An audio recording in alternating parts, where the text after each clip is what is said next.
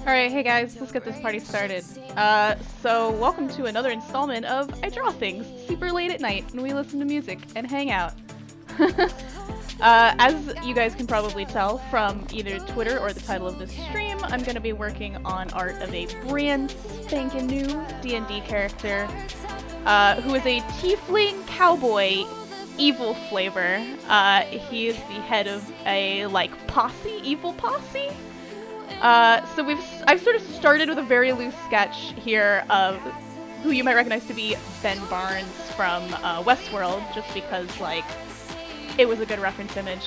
I'm gonna kind of go from here and sort of develop the character a little. I don't really know what his skin tone is gonna be. We're gonna figure it out. Oh, he's super evil. He's made a deal with the devil evil. He's like, I will collect souls for the devil in exchange for power. I have also spoken to my DM a little bit. I am multi-classing Gunslinger, the Matt Mercer stuff, with Warlock. So basically I can shoot my Eldritch Blast out of my gun as, magic bullets. I mean, I have normal bullets, too, but, magic bullets are dope, so...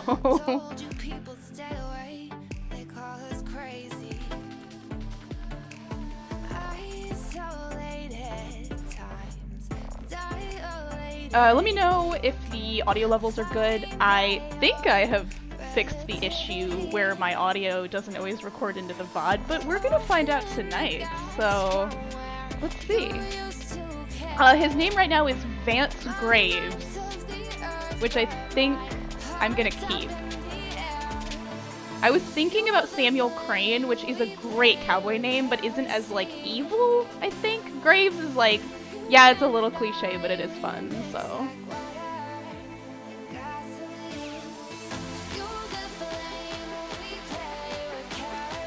Alright, I think... So my one complaint about this initial reference image that I'm using is, he's wearing a lot of really beautifully tailored wool, but I do want to get a lot of leather in here. Ooh, I like that, yeah. So I might change the hat out a little bit, and I do want the overcoat to be leather rather than wool. But he's also total disaster bisexual, can't sit straight in a chair, you know, so we know how that's gonna go down.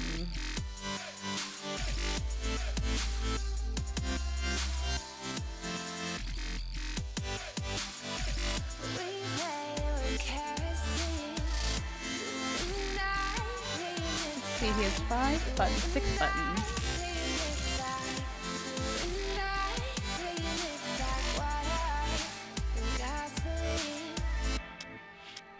Oh man, yeah, I love a cowboy.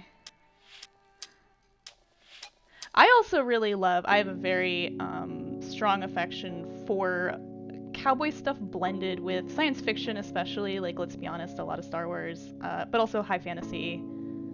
I like blended aesthetics a lot. I think that's really fun to play with. Let me turn on my monitoring. There we go. That will help me a little bit. Oh yeah, Jacqueline, that is absolutely true. Beautifully tailored leather on a cowboy, just really bringing it home. Ooh, Red Dead. I really enjoyed Red Dead. I admit I didn't actually play that game. I watched a Let's Play from a Let's Player that I really like, Christopher Odd. And that game was super cool. If I ever see it on sale, I might pick it up myself, to be honest.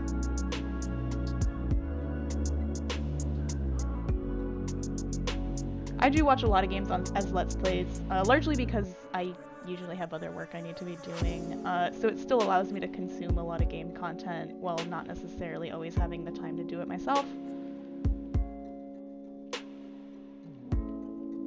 But hopefully streaming will help with that, because then I can do stuff and hang out with you guys and play video games. Oh, it's on PSN sale right now?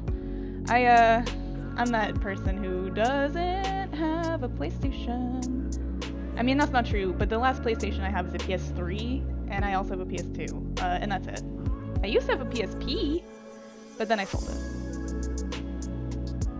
But PSP was only really good for like Crisis Core and like Lego games. I actually used my PSP more for internet browsing because I was like a teenager who was like, let me get on the internet. I don't have a computer. A lot of people have been talking about a Crisis Core remake. I was big into Advent Children. I didn't ever play Crisis Core, and I kind of wish I had, to be honest. But apparently, I don't know all the details of this. Please look it up if you're super into Final Fantasy stuff. But apparently, a bunch of new Final Fantasy like names, I think, were filed for copyright or patent in Japan. And one of them seemed to be something to do with Crisis Core, so a bunch of people were like, holy fuck, are they, like, making a new Crisis Core? Which, given that they've been remaking Final Fantasy VII, would make sense? Yeah, the Final Fantasy VII remake was good. That's another Let's Play that I watched. I didn't get to play with that one either, but that was a really, really, really incredible remake.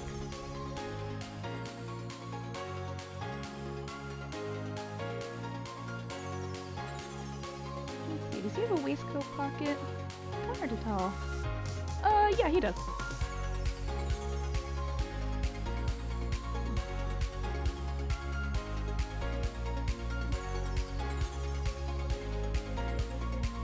I mean, I should have guessed. I do specialize in menswear.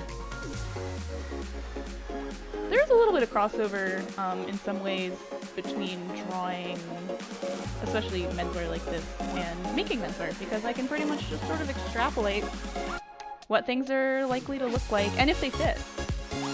Sometimes I'll see people in movies or in photos, and I'm like, oh boy, that sure does not fit that individual, but okie dokie. Let's sketch some words in here.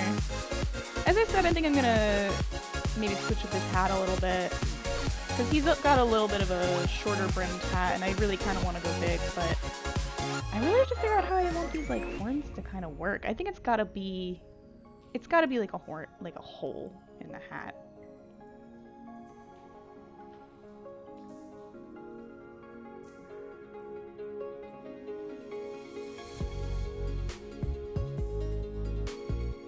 Encino Morricone.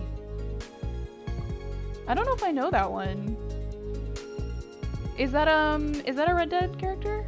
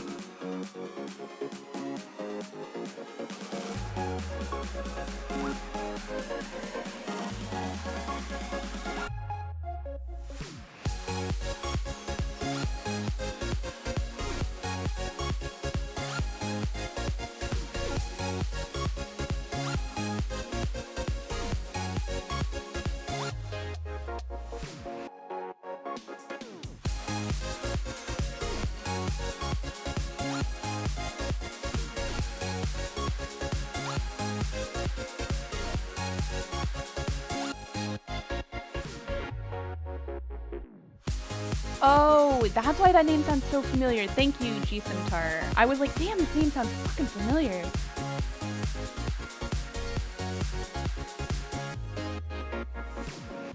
My mom's actually way into like older westerns. I admit there's probably a little bit of like lore and stuff there. I don't know every name.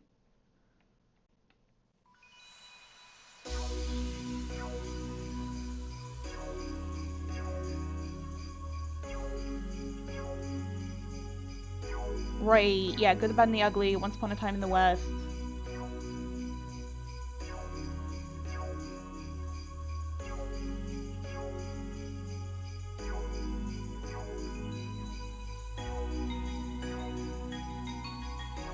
So you guys can probably see I'm just kind of trying out a bunch of different, like, shapes here.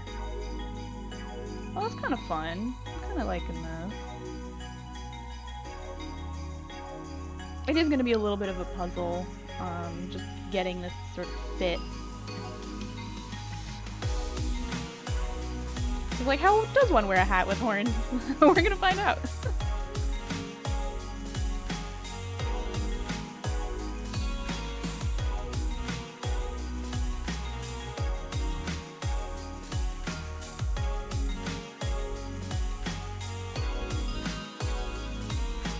I gotta say, for considering how hard it is to draw the brims of cowboy hats, I sure have tried to do so a lot lately.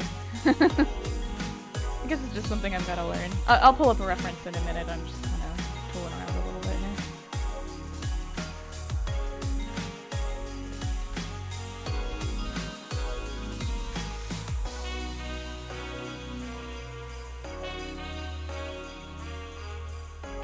I was joking with one of my players that it could be a magic hat, but it could just be like, oh, your horns always pass through this hat no matter what.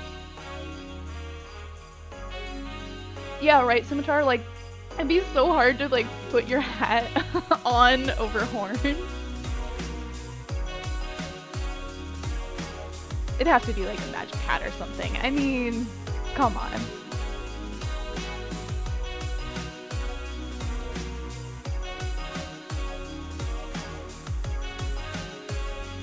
Yeah, bonbons. I was also joking about that. I was like, I don't know, I guess you could just like balance the hat on top. Especially if you were the type of tiefling where your horns curled down.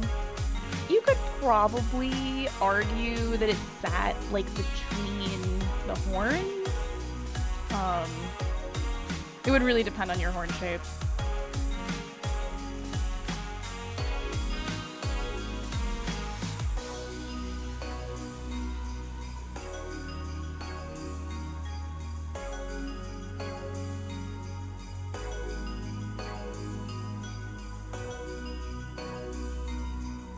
That is sure not the color I wanted, huh? There we go.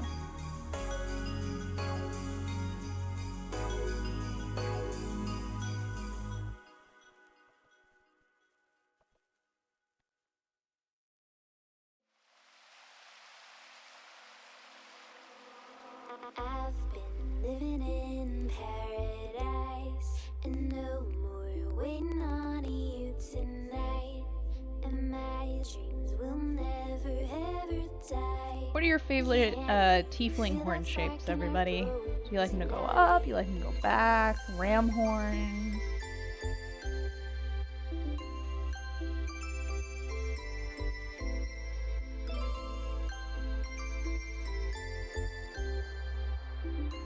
I never thought to make a tiefling unicorn. That's a good one.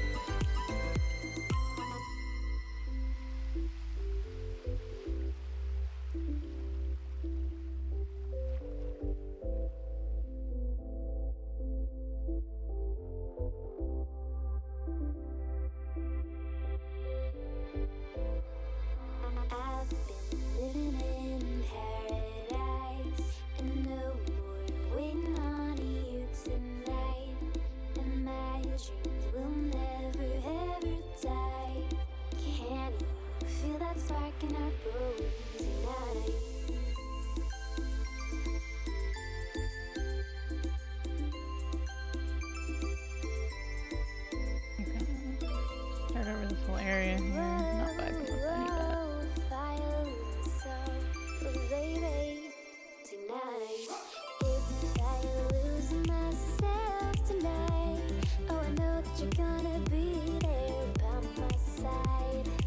If I lose my remember like even how to draw mouths. Reach higher up into the sky. Clearly not.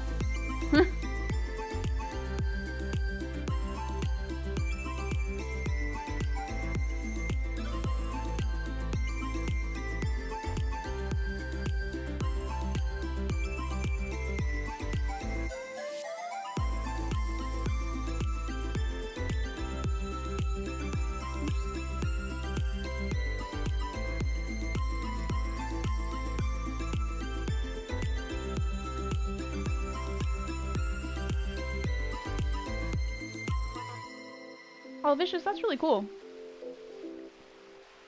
I feel like it's so common for tieflings to have their horns kind of sweep back. But I think that's really fun, having it kind of like come up and more forward.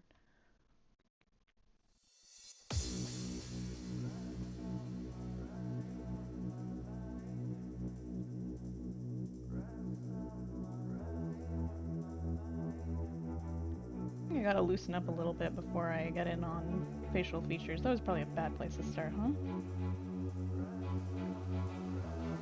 Let me get another hat reference in here. I think that'll serve me well.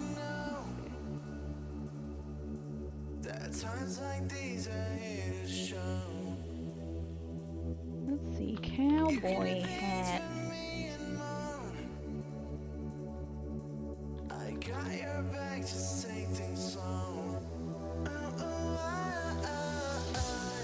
Did you guys watch Westworld? I admit I haven't watched the most recent season, maybe the last two seasons. But that's just because I haven't gotten around to it, not because I didn't enjoy it. It does crack me up how Hector and Logan literally look like the same person.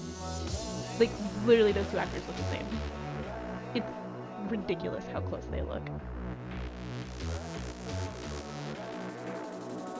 Like here, I'm gonna link a image in the chat, and you guys can see, like, those are two different men. And they played two characters in the same show, so everybody was like, are these characters the same? Are they related? They weren't. They were not related at all.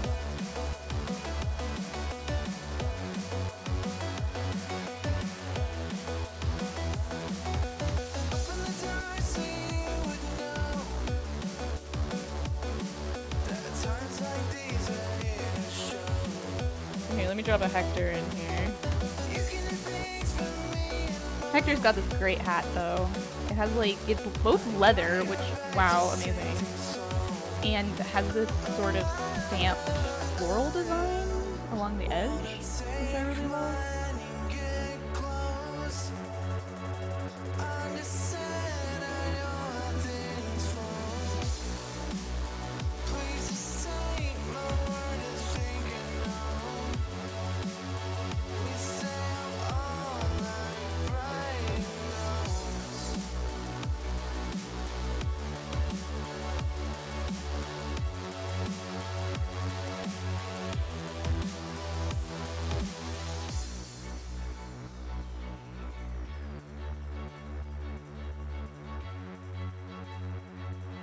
It's kind of hard to tell. I do think it's probably embossed. A lot of... Both are technically applicable to leatherworking. Sometimes you take wet leather and you can actually stamp the design into it without removing any of the leather, so that would be embossing.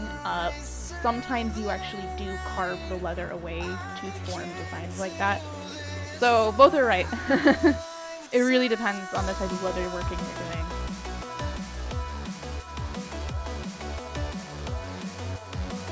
I haven't looked at Hector's hat in a while. I'm gonna guess it's probably more engraved than it is embossed.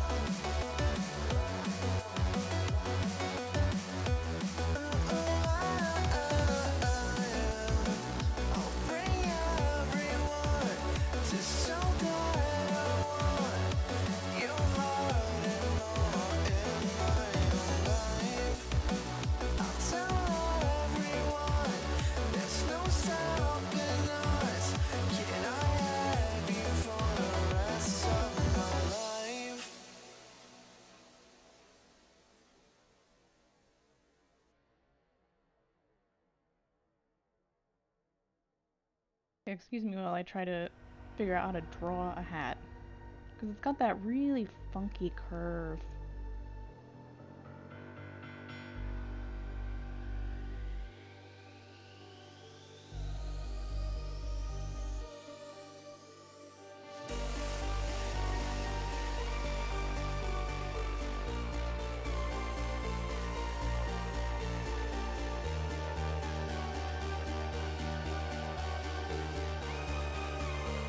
Kind of a funny thing about cowboy hats.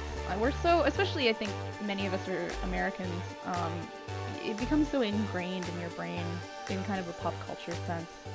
You can always tell when a hat doesn't look quite right.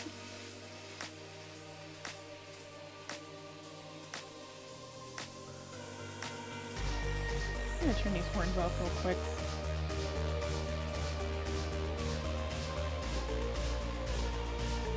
We can come back to Horntown. Just a little tiefling horny content, you know. It's an easy joke, but I gotta make it.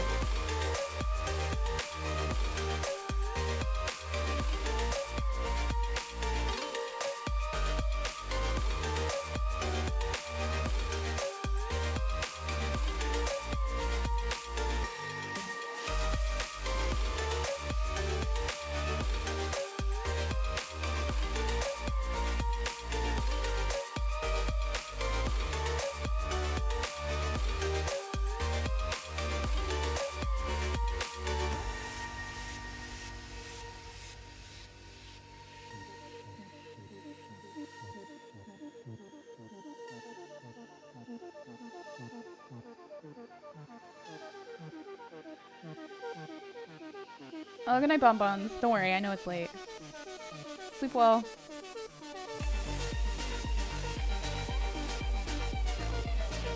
I know some of you normal folks have to go to bed so you can go to work in the morning.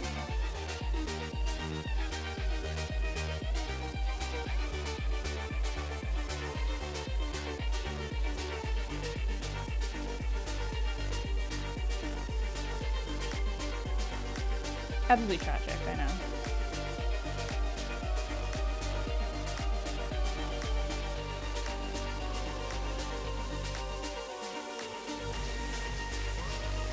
Yeah, me neither. I've been trying to roll my sleep schedule back a little bit, so it isn't as bad. But that's always a challenge. I'm a little bit of a night owl.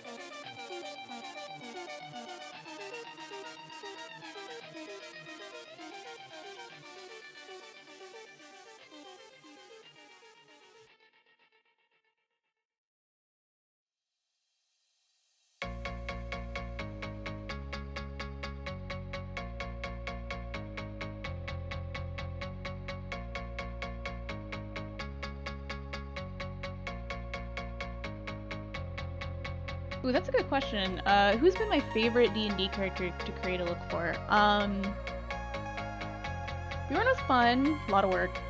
Largely just because Viking symbols and knotwork and all that stuff is super, super complex. I've really been enjoying on and off working on my paladin, Aelin. I've been pulling a little bit from some of the like heavier Witcher gear and a lot of kind of like Germanic fantasy. That's for a Curse of Strahd campaign.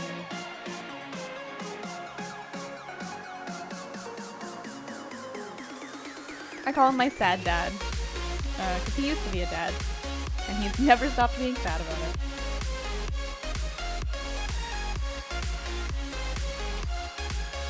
Yeah, poor Aelin. he was young and happy once. He was married to a lovely gentleman, and they had an adopted daughter, and everything was wonderful, and then everything very suddenly was not wonderful. He basically got his paladin powers through tragedy, in that he basically was kind of like, I want to make sure that this never happens to anybody else. And his wish was granted.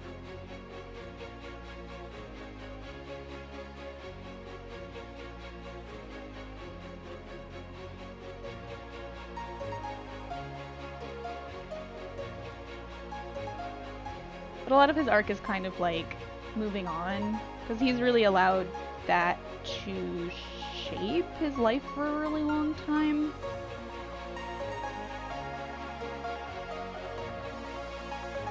There, I can actually open that file up. Let's see.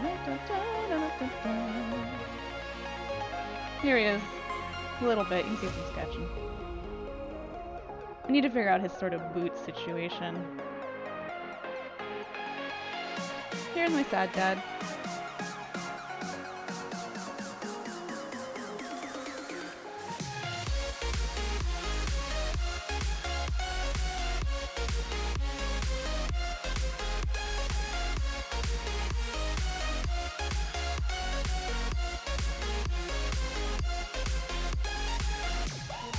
Boy, I love playing a paladin though. I keep trying to find an excuse to make a hexadin, because I love warlocks and I love paladins. I thought about making a hexadin for this campaign. So this cowboy, who I'm working on right now, is being made for a campaign where we basically sat around and we were like, wouldn't it be funny if we had a party that was all super evil, like villain level evil? Because so much of D&D is so based on this idea that, like, in a lot of cases, the majority of the party, like, wants to do good, or at least wants to not do too much harm. Like, you'll get chaotics, and sometimes you'll have, like, an evil party member or whatever, but, like, a lot of D&D missions and campaigns and stuff are based on, like, oh, you want to help people, even if it's for money, even if it's for personal gain, like, you're trying to help people. So, like, how would a campaign go if every single character had an evil goal of something? So basically that was our concept. So every single character in the campaign is evil. And so today we were kind of sussing out, like, how do we know each other, and, like, what role do we play in this, like, evil community?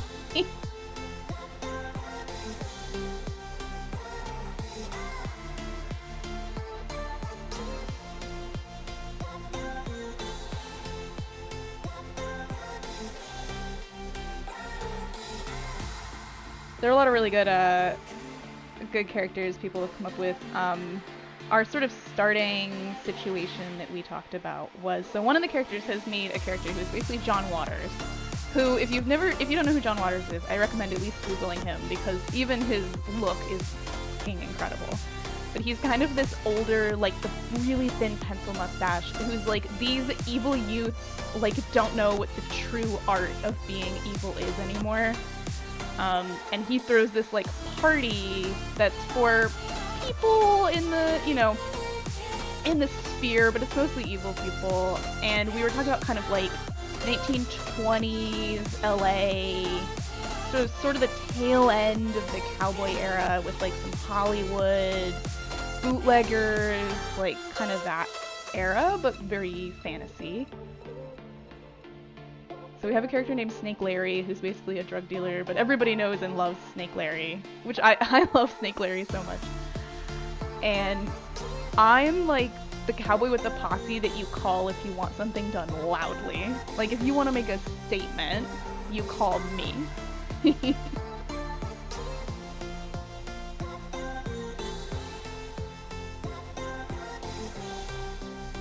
But also, you know, like, disaster bisexual who can't fucking sit straight in a chair, like leather pants a clog.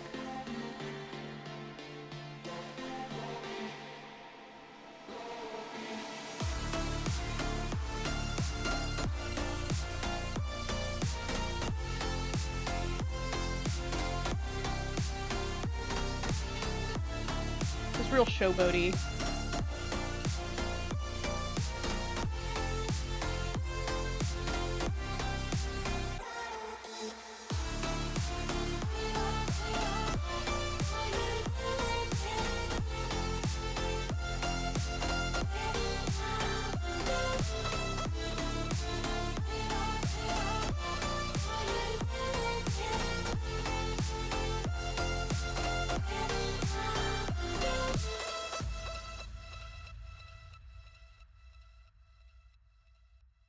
Oh, fully, absolutely, yes, lives for the attention. He's like, yeah, I'm like fucking evil as shit.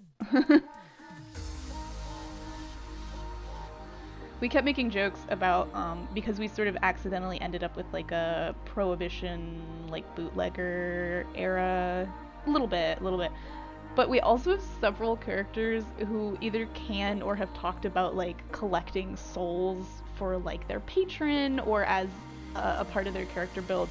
So we were like, haha, spirits. Like it's a joke about spirits.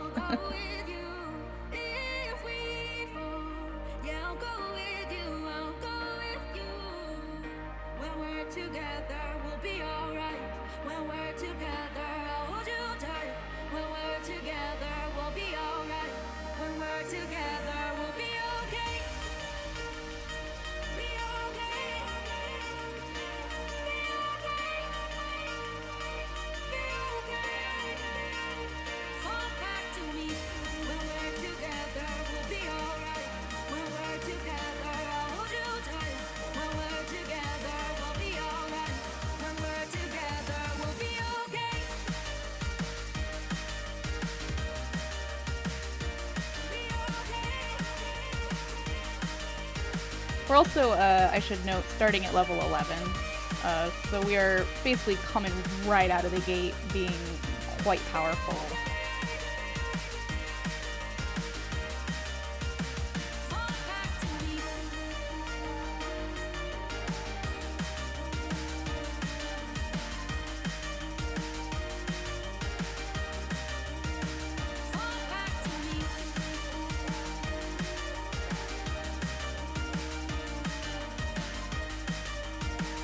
Have a good one, Unhooked Shock.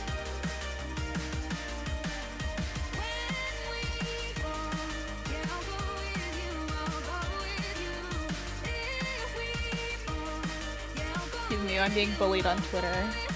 I mean that very lovingly. So I'm like the last person on Earth who does a lot of D&D stuff who does not listen to Critical Role. I've mentioned this before.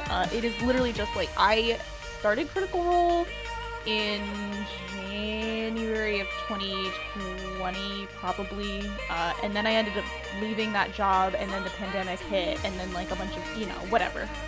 So it wasn't for lack of wanting to, it's just like stuff happened.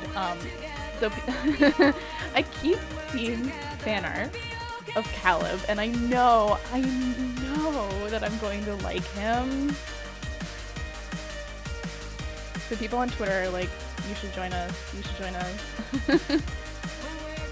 I keep saying when I finish Magnus' podcast, I'll start.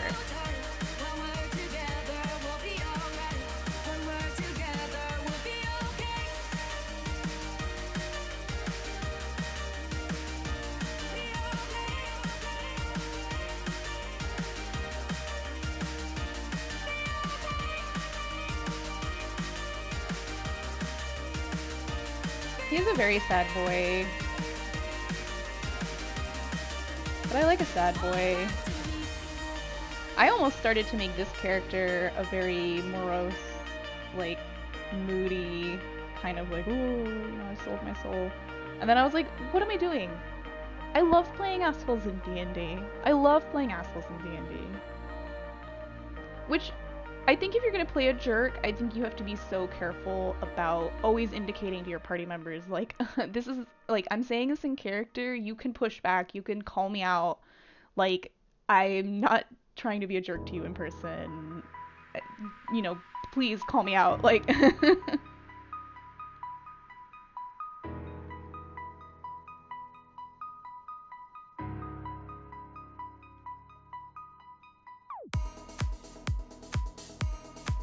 But it is so fun. It's so fun.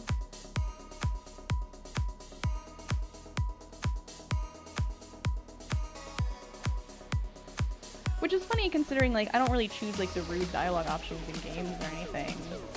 But there is something so funny about just being a fucking pain in the ass in D&D.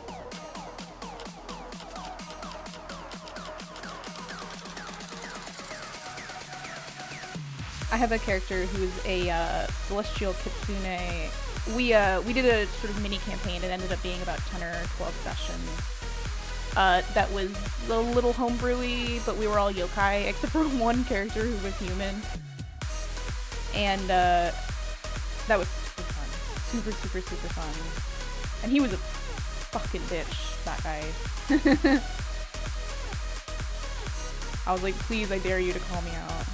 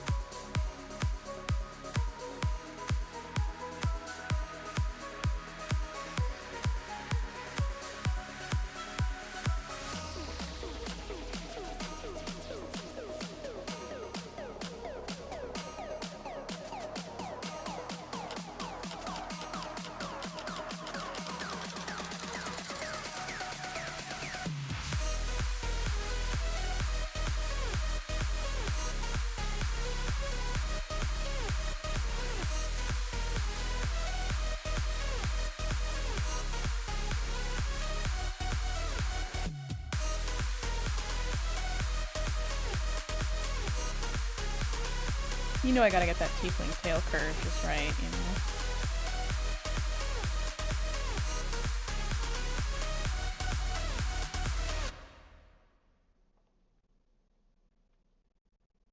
Like a scene from a movie. Let's make it juicy. Like a scene from a movie. Let's make it juicy. Like a scene from a movie. Let's make it juicy. Like a scene from a movie. Let's make it juicy. Scene from a movie. You asking about software or hardware? Actually, I can tell you both. So I am working on Clip Studio Paint right now, which I only started working with pretty recently. So if I ever kind of struggle with the menus or a little, please excuse me. But I used to draw in Photoshop, like so many people, and I still do sometimes. I do some photo editing and stuff in Photoshop, but Clip Studio Paint is great for illustration. It just has better tools. I am working on a very old Wacom Intuos Cintiq. So I can actually flip this up for you guys right now. So this is one of the really old little Cintiqs. The resolution is not very high. I'm working on quite a small work canvas here. But these things still work, man. I bought this used in like 2011 or something. And they'd already been out for a couple years at that point. It has a whole like cable octopus under the desk, so that's kind of how they save the space with the Cintiq itself. So the underside of my desk looks like shit. Don't worry about it. But it works great.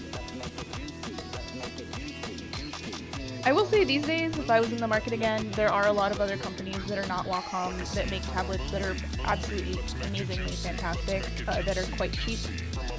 Wacom still has sort of the market share just for being reliable and being old school and having drivers and having a really long history. Like, you know, this is still working 10 years later. And they still make drivers for it, to be honest. But they do charge a lot more than competitors. So, you know, grain of salt. Fun fact, for anyone who's new to the stream, I was actually an illustration major in school. I didn't end up pursuing it, but that's sort of why I'm here doing this now. I, for many years, kind of lost my love of drawing, actually. I just really fell out of it for a long time. But these days, trying to get back into it, trying to play around a little. Oh, I graduated with an illustration degree. I like fully, like my final year, I knew I wasn't gonna be an illustrator. But if I was gonna switch programs, at that point I would have had to redo a couple years, and like, we know what student debt is like. I was not redoing a couple years.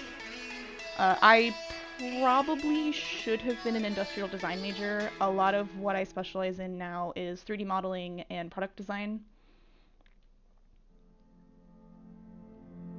But, live and learn, you know? It all kind of comes back around.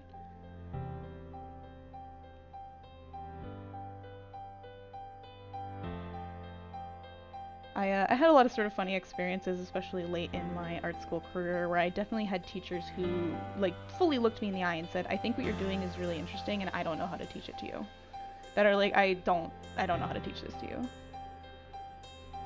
So, my senior year at art school was a little kind of self-taught. But at that point, I just wanted the degree. I just wanted to get out of there. Which, to be clear, I liked school. I was not, like, in hell or anything. But I knew then that I was basically just trying to finish up and get my degree and get out and start working and specializing in some of the stuff that I was doing. I actually bought my first 3D printer, which is this one, the sort of big black rectangular one. Yes, that's the same printer I've had since college. I bought that in my dorm. My saint of a roommate never ever complained. It's quite loud.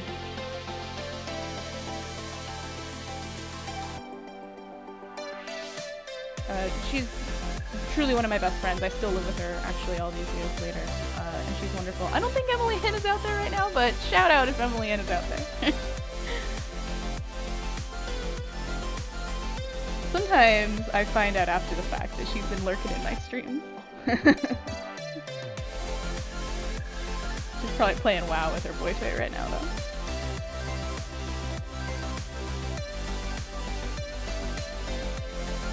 Oh, on my 3D printers?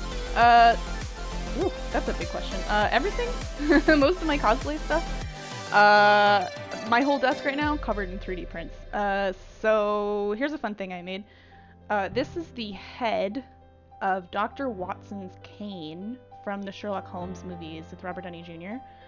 So I basically 3D printed the black part with engraved like lower sections here, and then I filled them with white or like bone color epoxy and sanded the whole thing back down, so you get this sort of fake ivory inlay like that, and then obviously painted the end and gave it a wood texture and all that stuff. I haven't finished it yet, but the this little lion head goes on top. I'm gonna attach this to a cane as well. You can see I've sort of built this hole, there we go, into the bottom. So I'm gonna sink probably a bolt in there with some more epoxy, and then I'll be able to screw it onto a wooden cane base. What else do I have? This needs repairs. This is my blaster. This is technically Princess Leia's, but it's used for Luke in the very end scene from episode 4. So this is all 3D printed and painted. It's already weathered and everything. The barrel snapped, so I gotta fix it. What else have I 3D printed? Just about everything. Here's a droid collar, unfinished. I got a couple axes over here. I got another Tony Stark headset I'm printing for someone else. I got Meg's whip from Hades, another print for someone else. I cleared out a bunch of my stuff into my shop yesterday. Oh, here's a fun one. Animal Crossing. Ooh, if I just drop things, that'll go great. Here's a box from Animal Crossing. There's a little fun lid.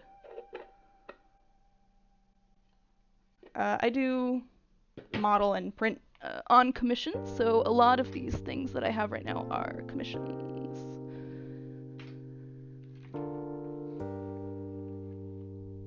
Yeah, pretty much everything's in my shop right now. Remind me some other time, Princess Lady Bro, and I can shoot you a photo, but I have a whole weapons wall in my shop. I mean, I sell like She-Ra swords and like basically everything on Earth.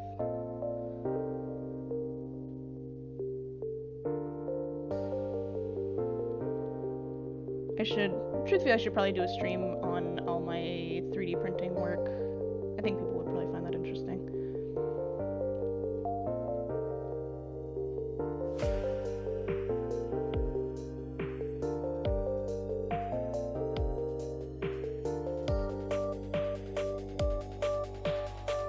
Man, I'm kind of liking these curved horns now, though.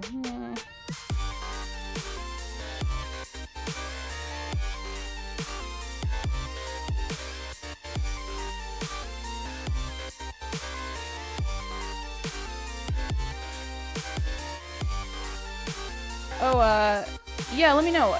I will say there are a couple like folks on eBay and Etsy who sell almost actually that exact same product for like dirt cheap.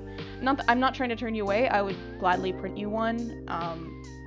But it would probably cost a little more for me. And I want to be honest with people if I think that they can get the same thing in a way that's easier on their budget.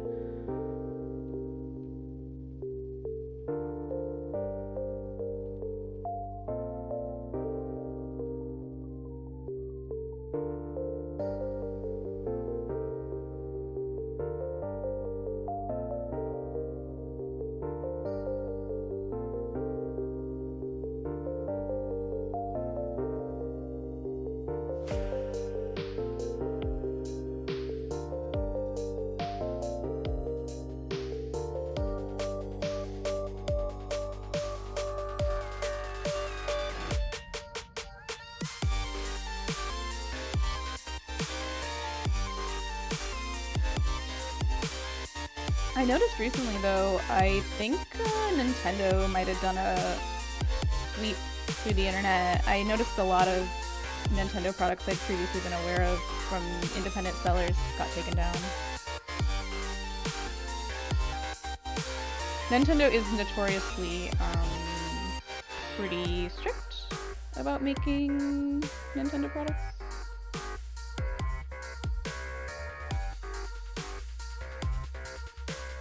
Which is well within their right, to be clear. They do own the rights, to those items. But some companies tend to... Here's a fun copyright thing. Most prop sales and that kind of stuff are a gray area because you are technically profiting off of somebody else's IP. In most cases, a lot of rights holders feel that allowing independent sellers to make a very small number of IP infringing items is better for them in terms of advertising and in terms of keeping the community active and in terms of like keeping people interested in their brand than it is the money and the ill will to chase down small creators and punish them. So you will see a lot of companies kind of like pretend that they don't see stuff like that, or in some cases, like actually Supergiant has been like, we're cool with one-offs, just please don't mass produce. Some companies are super cool about that, and some companies really aren't. That also actually applies to fanfiction. Anyone who's been on the internet long enough to remember Anne Rice, especially, and in the early days of Harry Potter, there was a lot of like every fanfiction would be like, I don't own these characters, this is not my IP, like blah blah blah. That was for a reason, because people were getting takedown notices literally constantly, which doesn't really happen anymore, obviously, because most companies realize that it's not worth it, that it's better to keep people interested in your property. Anne Rice especially, though, was real spicy. And obviously some of that was monetary, but some of it was also just her kind of being like, these are my characters, do not steal, like... Interview with a Vampire and all those Anne Rice stories could have been huge. I mean, they were. Obviously, a lot of people read them, but that fandom could have been fucking huge. But she was so cranky that people were like, okay, I guess I'll read something else. I love the good we can be here in your arms, counting all the stars. Oh, oh, oh, when will you have time to keep me? The Archive of Our Own, actually, part of their, if you donate to Archive of Your Own, which I do highly recommend, they're a non-profit and they do a lot of work to archive and preserve fanfiction, but they also do a lot of work to try to protect fanfic creators from takedown notices, from legal action, to make sure that fanfiction remains legal and not punished and like a big part of the community. They actually do a lot of work like that.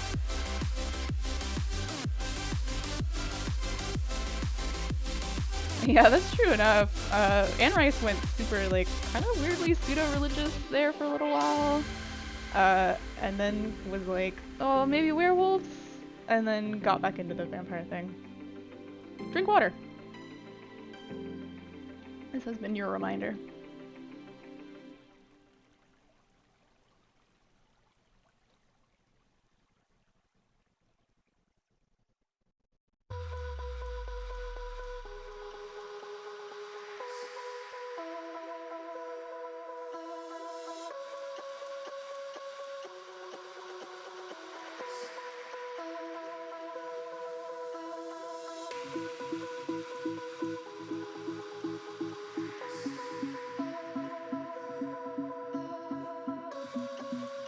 I actually think a lot about archival aspects of the internet because it's so easy for, you know, content to just disappear. If any of you guys remember when Delicious just completely went away, there was such a huge archive of fan content on Delicious, and most of it was links to other hosting sites like LiveJournal. But when Delicious went away, all those links went away. So there are thousands, if not tens of thousands, of fanfictions that people don't know where to find them anymore because Delicious went away. And a huge amount of that work has not been archived elsewhere.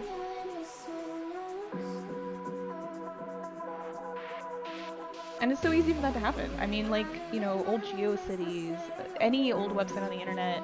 I remember when Photobucket was like, hey, you guys need to pay or we're deleting all your images, and everybody was like, wow, that's 20 years of internet history, okie dokie, you know, like...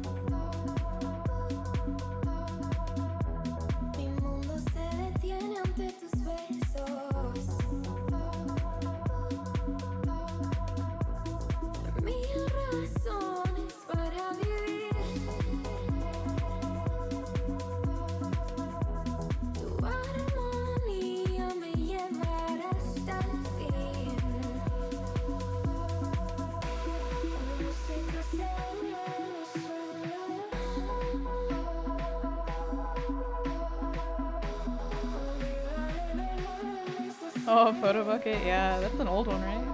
I think everybody uses Imgur now. I tried to log into my Imgur today, and they sure were not having that. There used to be a feature that you could use. I don't know if I should say used to be. It seems to still exist, but it sure doesn't work. Basically, you could use other logins like Google or Yahoo to log into your Imgur. Which is great, but right now, if you click the Yahoo button, it just basically gives you a 404 notice. So, who knows? And they have sort of a little page on album recovery. However, one of the requirements is that you have to tell them, like, some indication that you own the account. So it's like, oh, an image that I know is on there, or like an album name or something. And I'm like, man, I haven't used my Imgur since like 2015. You think I know what's in there?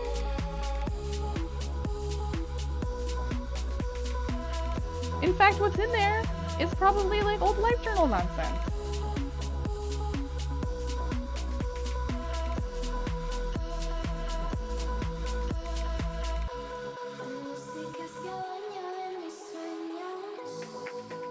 I miss LiveJournal.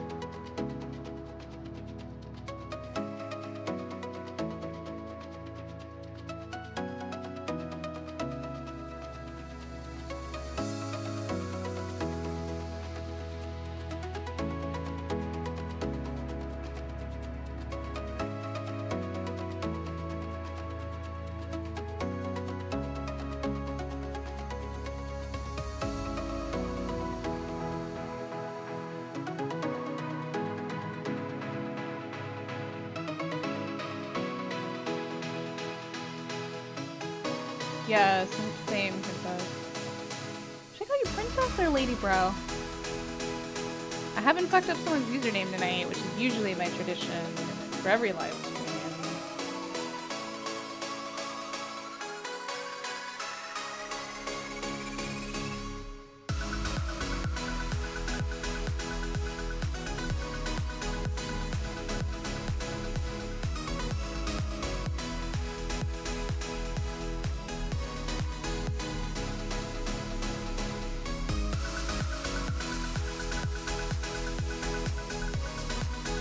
I'm having that moment of like, oh no, I made him hot.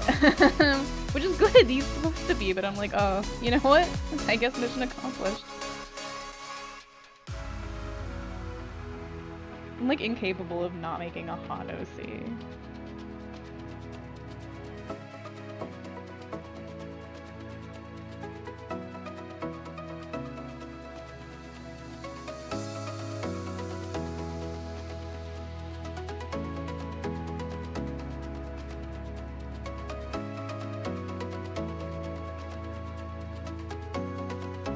Yeah, right, it's like if I'm gonna be playing in a fantasy universe, I might as well make characters that I find either interesting, attractive, or both. And like, I also didn't fucking show up to play characters that are straight. Like,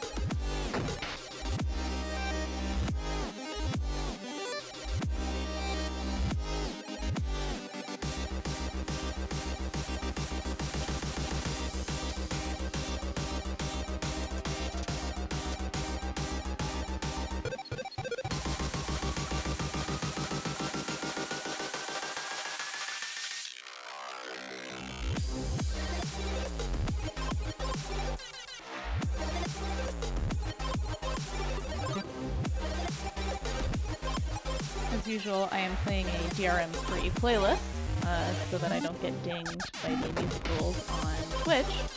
And you know what? I'm kind of digging it.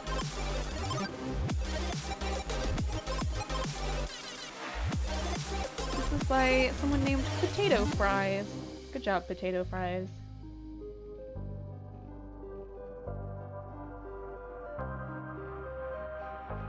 It's always a mixed bag with DRM free, but you know what? I'm not mad about it. I should say DMCA. DRM is a little bit different. But...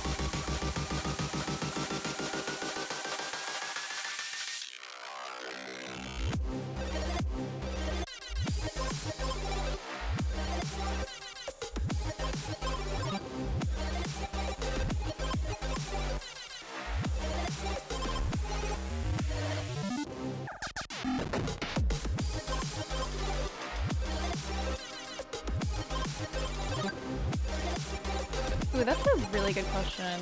Has this Gravesy boy ever been caught for his crimes and had to stage a prison break? This is a good question. I mean, character development, you know, I gotta come up with stuff like this. If he's been arrested, I feel like he leveraged his position and power to just, like, get out of it.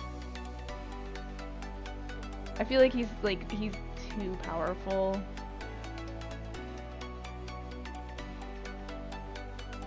Like, you don't fuck with this guy.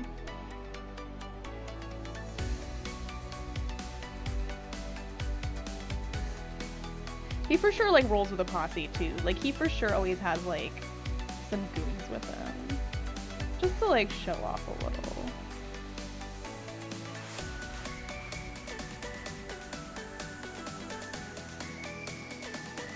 So you guys are helping me develop my character.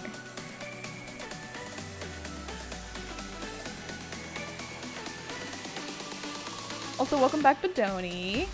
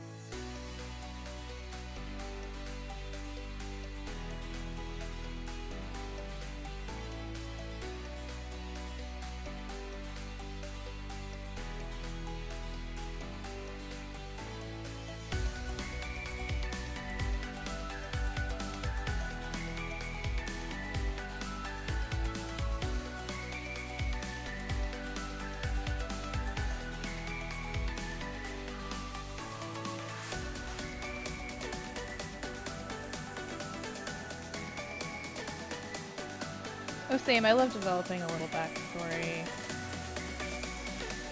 This campaign is going to be quite short. It's not a one-shot, but it's on the short side.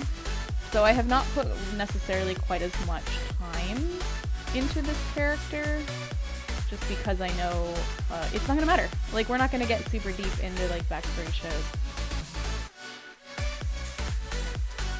But that doesn't mean I can't come up with it. Just helps me play the character better.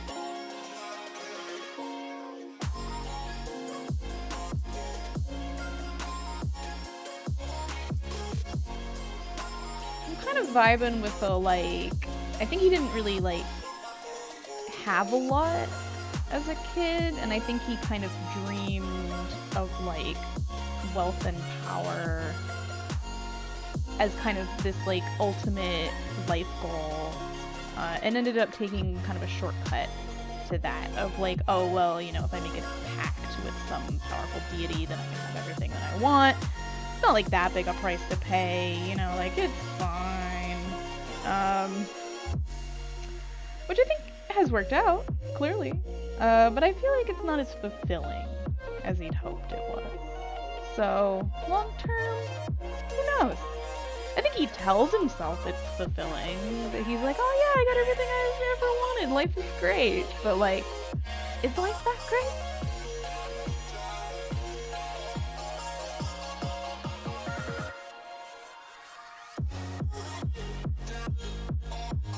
Yeah, that's probably about right. Lady Bro, like, power, money, position, yeah.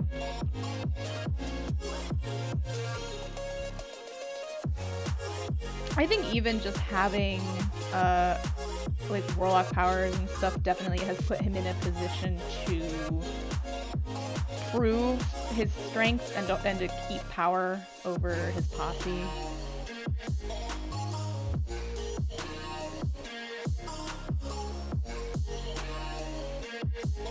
And I think, you know, given what we have talked about tonight during our session 0, like, he definitely associates with other very powerful people in this community and is respected and perhaps feared.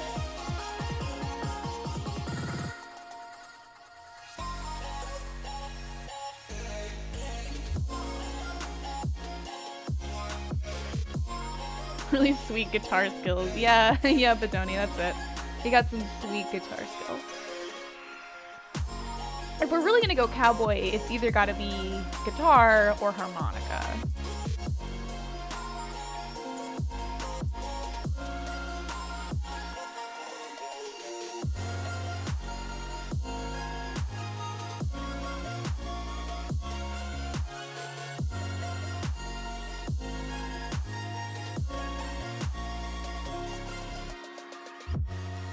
I'm sorry, I'm backgrading a little bit. He is anti-Bjorn, it's very true.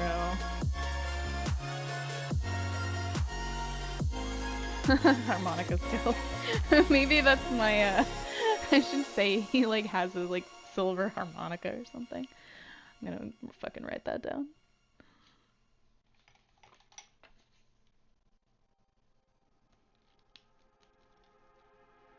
Harmonica. I'm gonna, like, look at this note tomorrow and be like, what the fuck am I talking about?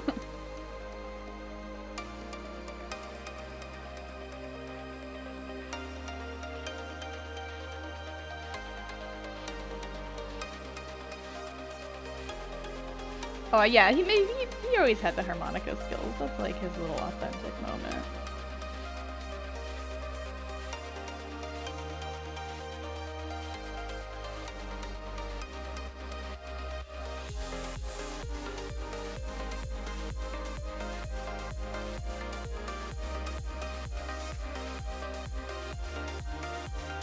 I'm kind of gonna go in here a little bit and just sort of double check my own work with the anatomy, because I wanted to extend it a little bit from what I had in the reference picture, as I'm sure you guys can see.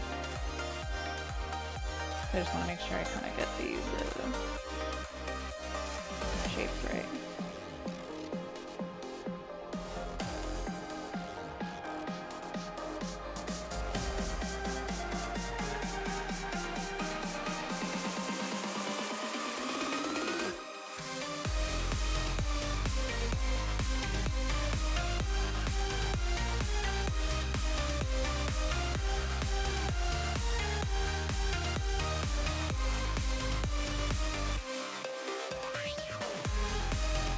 So for anyone who doesn't really do a lot of art or is a beginning artist, this can be a great way to build shape. Is just kind of practice. I mean, I recommend doing this as figure drawing, not as what I'm doing. But although you can do this over an image, just break things down into shapes. Straight lines, circles, boxes, triangles. It helps you get a lot of proportion, which is really kind of the key.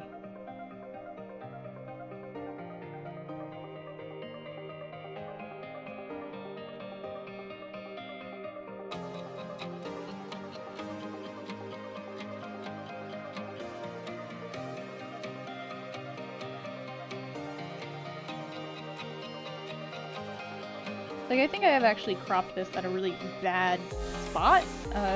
Like, the crop that I have right now basically cuts just his fingers off, which is not ideal. Let's fix that, shall we?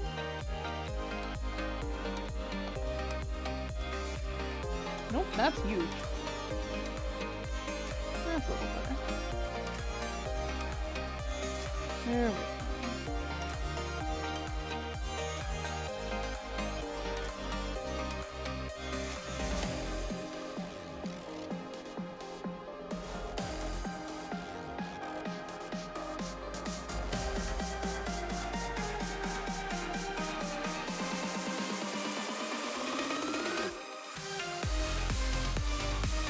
I mean, that is true, but Donnie, it is very convenient if you hate drawing hands, which, like, I don't love drawing hands.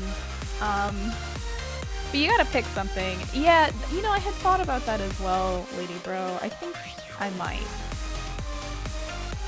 Because as much as I like the revolver on the hip as I have it right now, I feel like it kind of interrupts the flow of the jacket in a way that I don't love.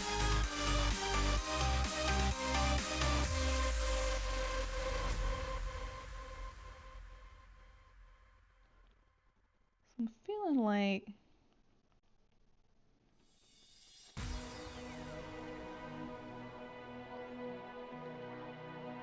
What the heck? Sometimes...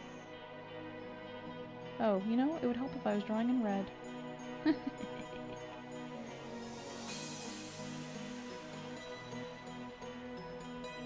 I'm gonna end up drawing up a real reference for this. But just for the sake of it.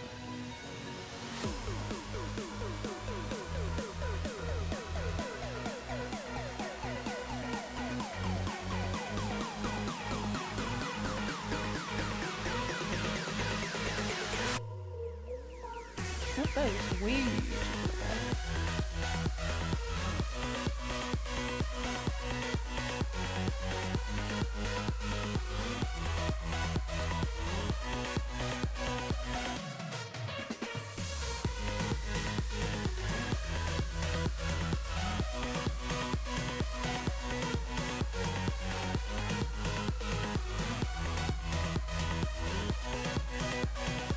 I know, I feel like I've drawn him so suave, and I envision him as this, like, little shitbird, but he's, like, such a pain in the ass.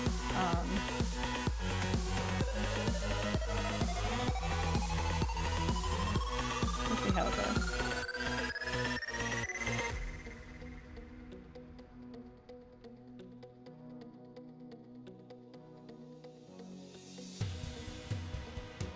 I think he's a little of both. I mean, he's gotta be charming enough, to run a, like, posse.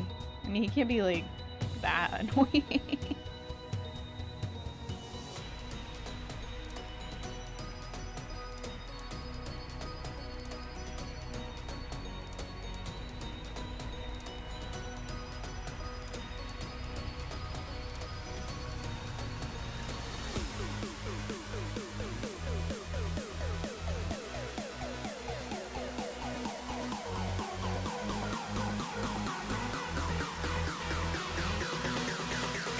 I mean, I'm sitting here doing this, but the truth is, we all know.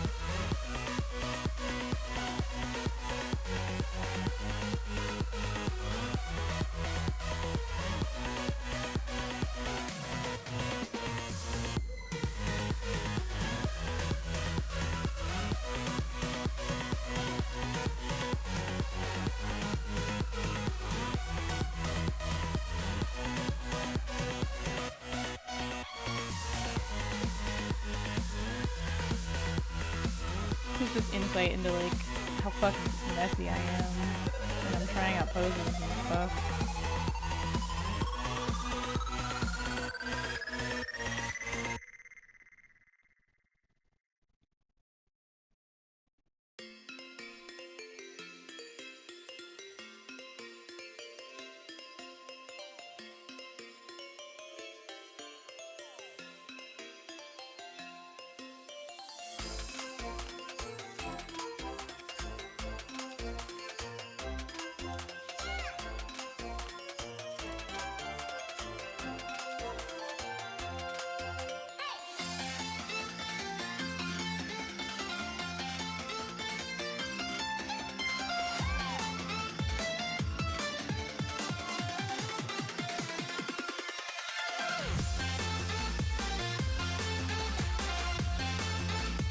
Can't believe I like rolled into this like, oh, let's do a casual headshot, and now I'm like, well, I mean, I could draw a whole gun.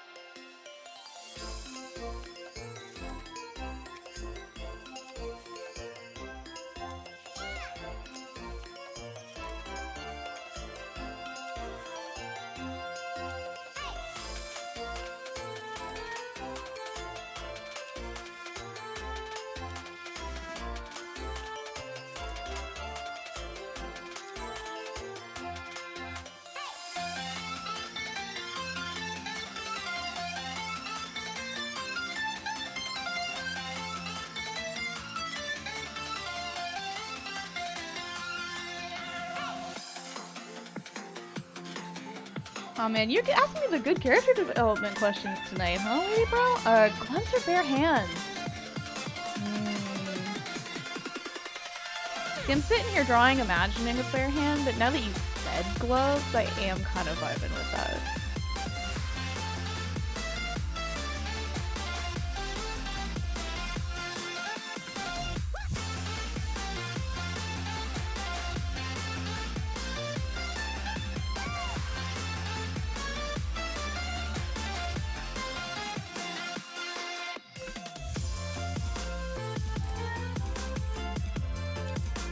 Why does it sound like we're listening to circus music right now?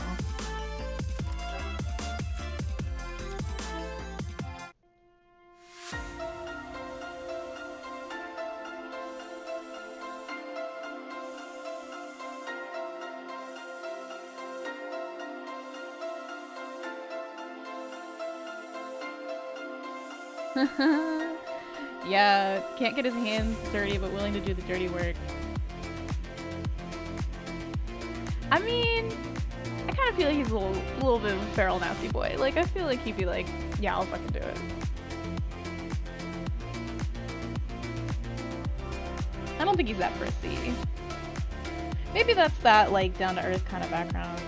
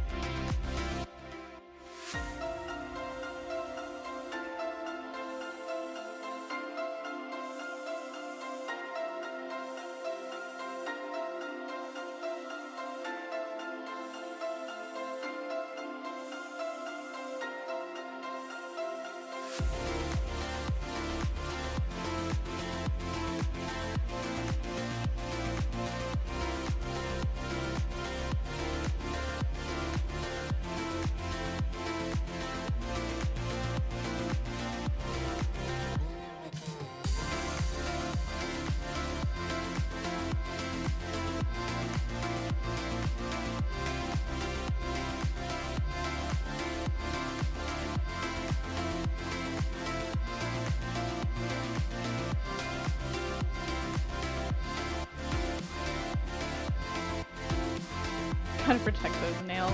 Yeah, you know, the manicure.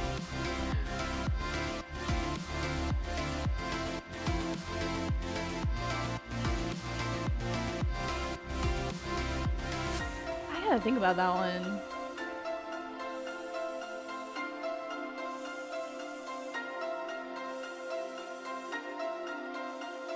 Does he have a side piece? Like a weapon or a person?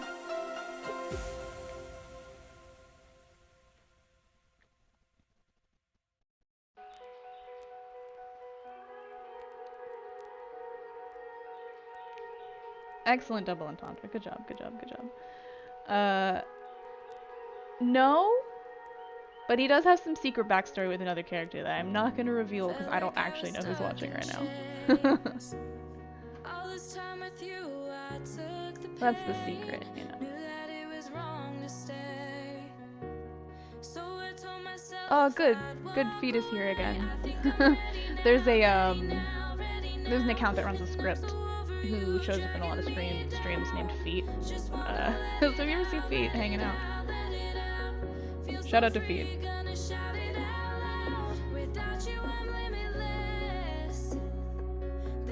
I mean, you can like DM me if you want.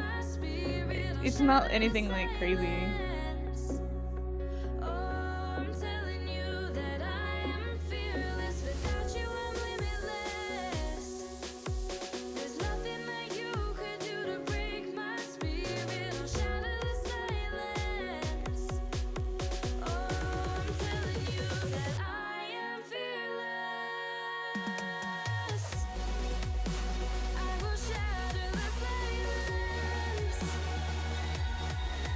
Thank you for telling me about my character.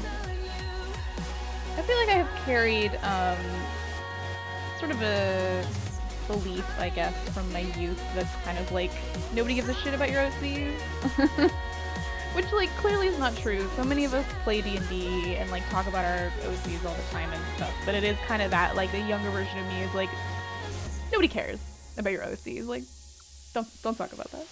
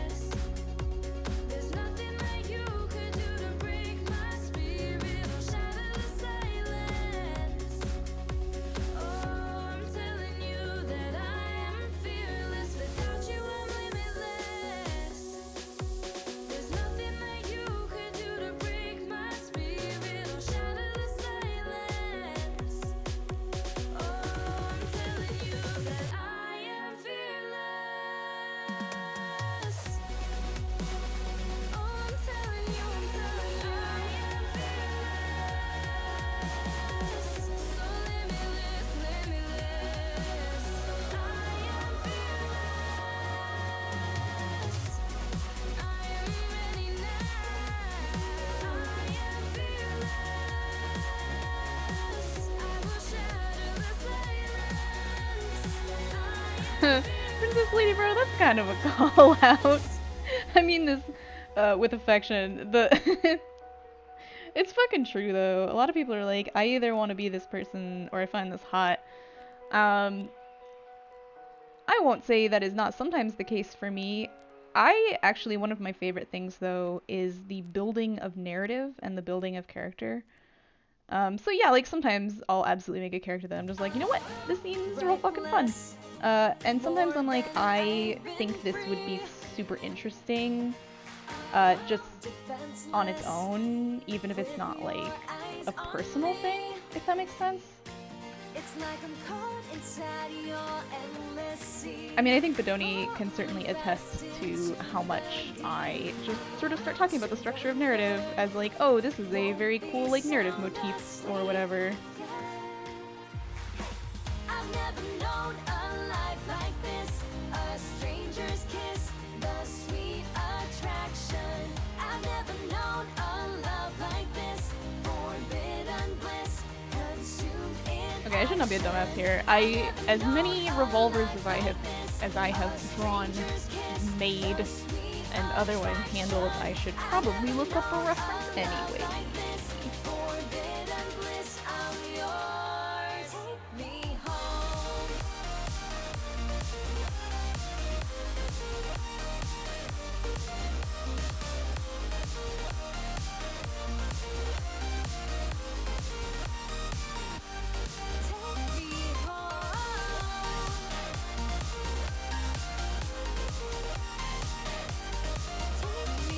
For those of you who are in the who hang out in the Gut Punch channel too, there's a whole lot of fun stuff that I can't tell you about Bjorn, but someday you will learn. Rising to the beat, infectious, comes so naturally. It's like I'm lost inside your ecstasy, wondering if we could be in heaven. We make our reality. I've never known a life like this. I mean, you never know, Bedoni. Like, we don't. It is likely that a lot of it will happen if we ever go to Volcare. But we know how Jess is also.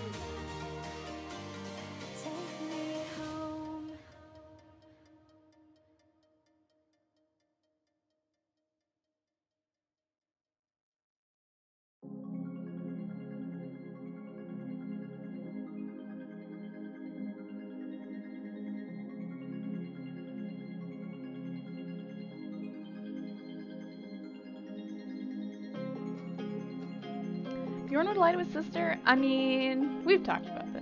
I think Bjorn has been very honest with his sister. But not a lot of other people.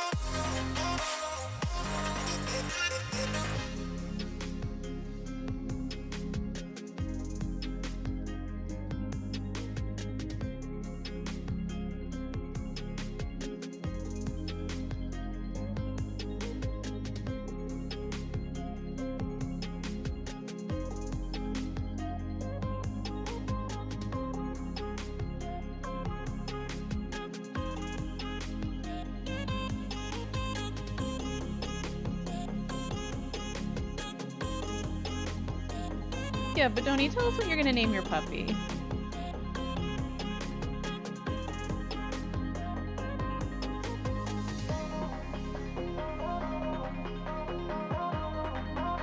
Our DM loves to make the joke over at Gut Punch that she's not gonna do anything to our pets until we name them.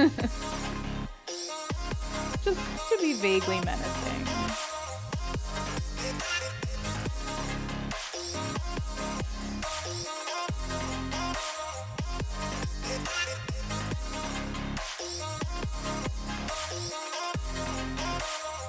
Which, as always, my shameless plug for anyone who might be new or might just be hanging out. We play D&D on Mondays over on the Gut Punch RP channel, and our DM has a doctor in psychology and makes us feel lots of things whether or not we want to, but we usually do.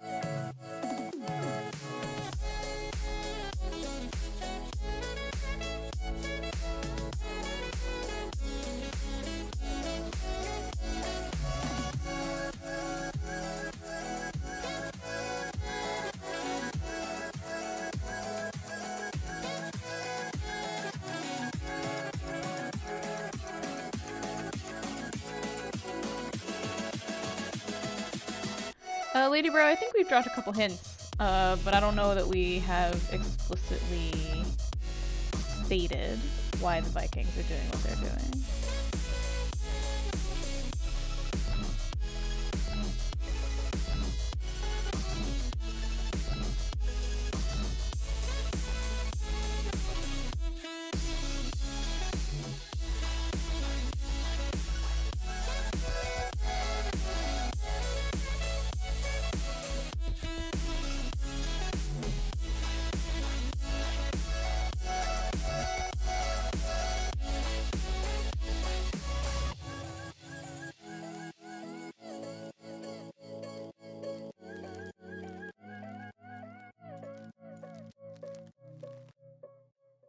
Yeah, Bodoni, I actually meant to drop some stuff recently too, but it's like, you know how it is. Sometimes you like plan some dialogue or whatever, and then like scene gets away from you. I'm not looking for someone to scare away the fears. No, I know it's not gonna happen. Don't believe in happy forever after. No one should have to feel this torn. We're unable to speak with voices to soar. We could do better than this. We could do better than this. When you stand in the middle. Hey, we can't give you spoilers. No, it's me that you're missing. We could do better than this. We are much bigger than this. When you stand in the middle of a crowd, I wanna know it's me that you're missing. Me that you're missing. Me that you're missing. We could do better than this.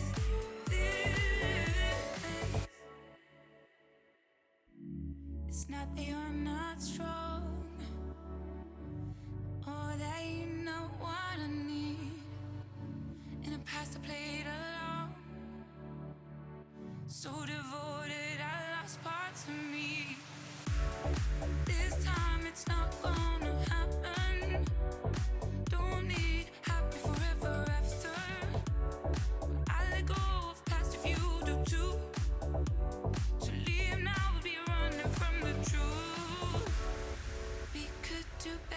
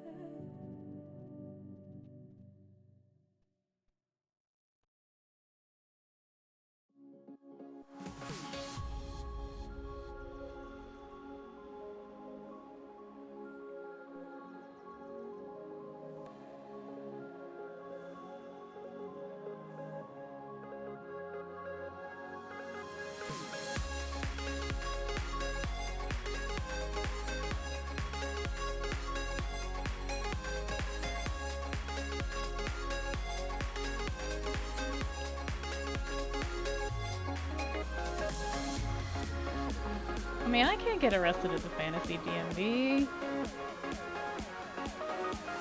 It's for sure gonna be Jacques who gets me in trouble, though. Like, let's be real.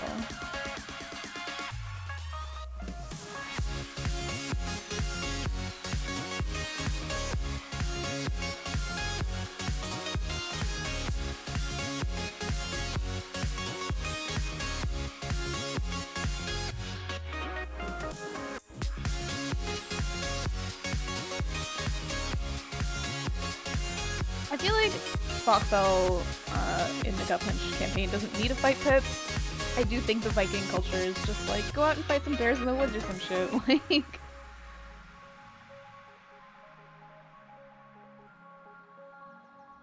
and yeah, Lady Bro, probably.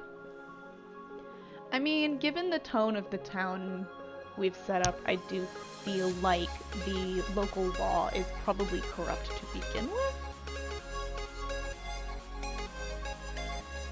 There seems to be a healthy mob and or evildoer community that doesn't seem to have any trouble operating.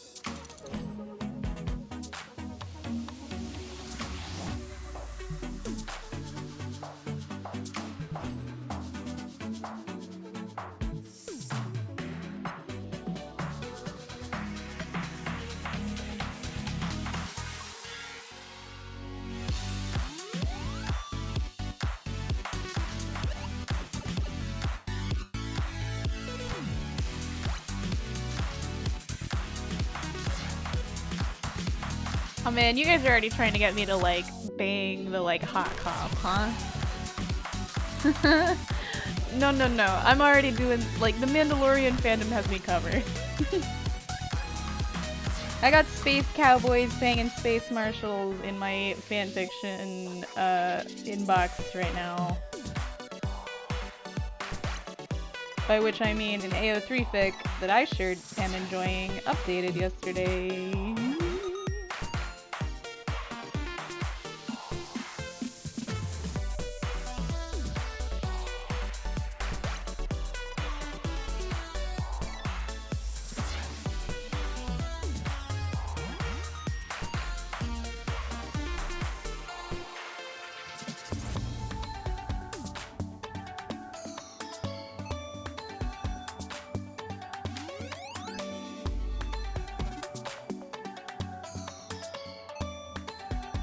But like, hey, you never know. If our jam gives us a hot cop, I sure will flirt with him. Or her. Or them. I mean, ACAB, everybody knows, but like, it's Fantasyland.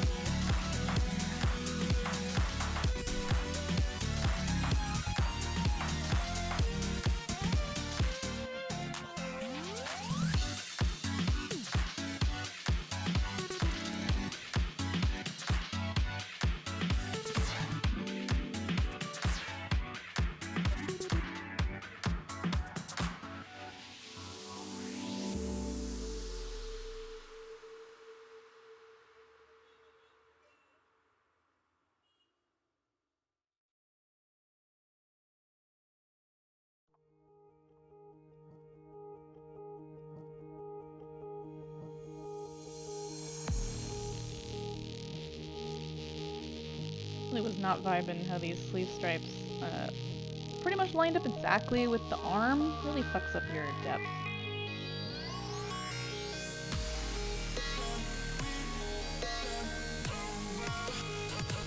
I've already erased it, but so that's called a tangent. You don't really want tangents in your art if you can help it. It really kind of flattens things out.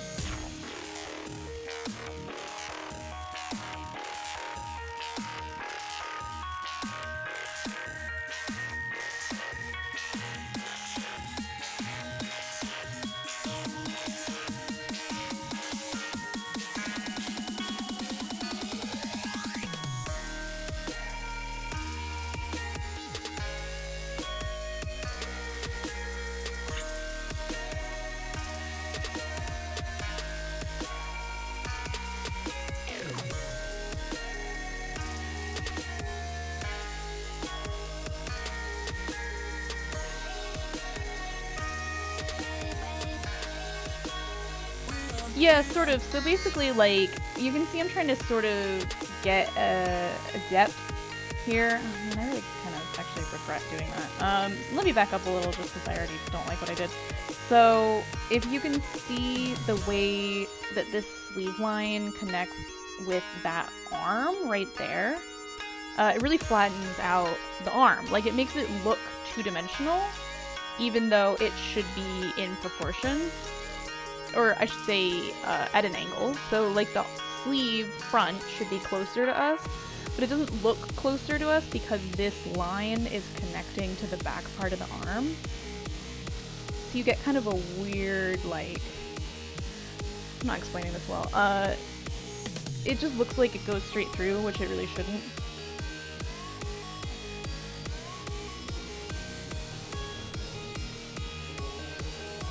In fact, I'm pretty unhappy with the way that I've done this fabric folds anyway. So.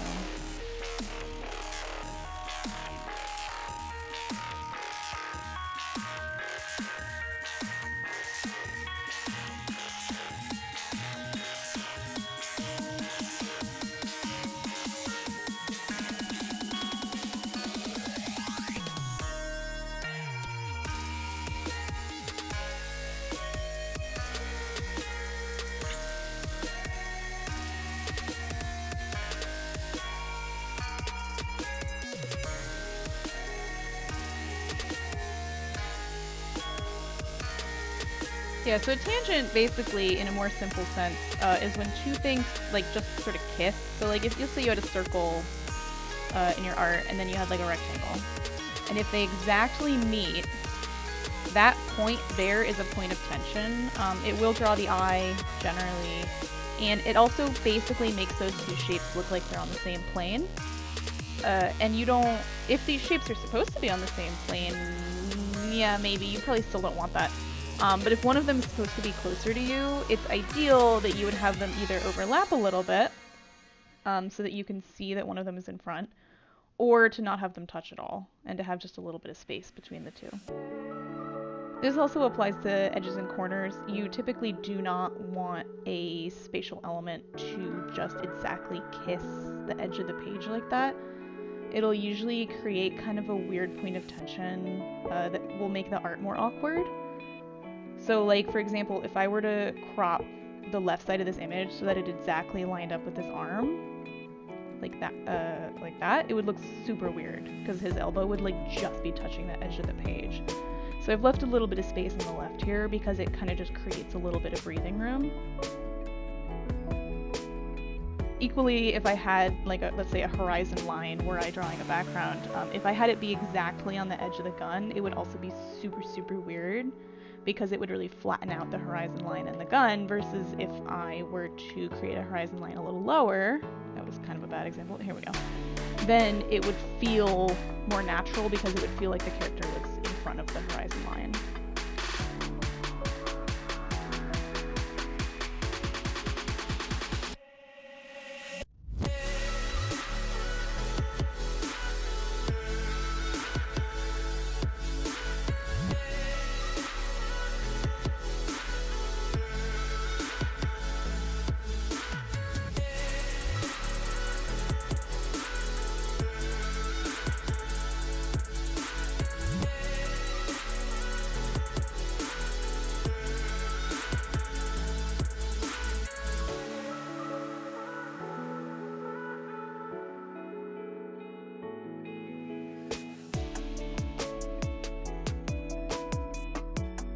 And this totally applies to photography as well.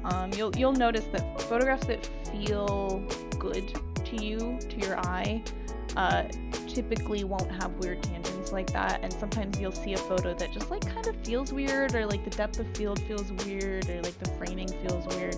Even if you're not an artist, there is kind of a global sense, in my opinion, that a lot of people have of like what feels right in art. And a lot of that is exposure to commercial art, to fine art, to art history that a lot of people get just by existing in the world. But you do get that sense of like what feels good in a composition and what doesn't, even if you don't necessarily know why. So part of practicing and learning art certainly is being able to put words to those feelings and why something doesn't feel right and how to fix it, certainly, and how to see that in your own work and how to figure that out.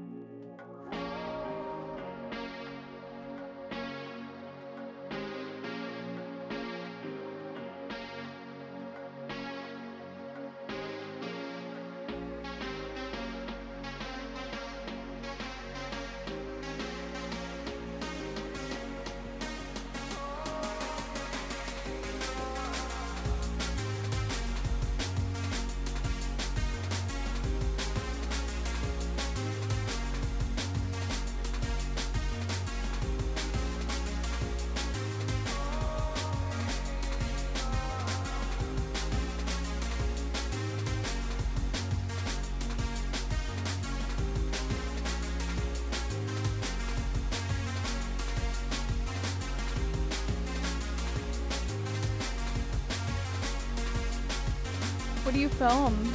Are you doing video work?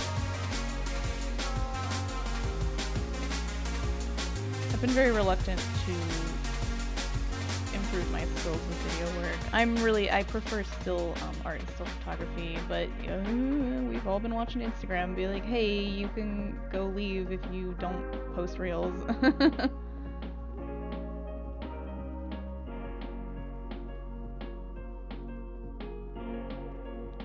still holding out on TikTok. We'll see. We'll see. We'll see. We'll see. But hey, I'm learning to do Twitch. I'm really enjoying Twitch, actually.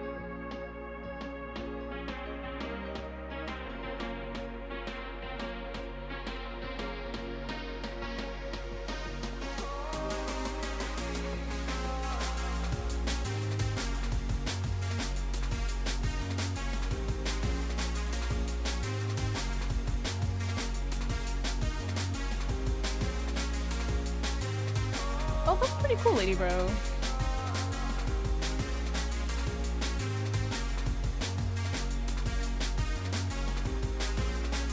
I always liked filmmaking.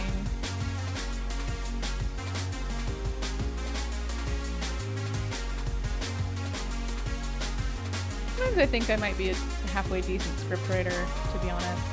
I mean, as I've stated before, I really enjoy sort of the structure of narrative and how characters are built. I also think I do a fair bit of writing on my own time. I very rarely do I post or publish it, but I really enjoyed writing dialogue a little bit more than I do some other types of writing. So, yeah, maybe. I've never tried, though. You never know.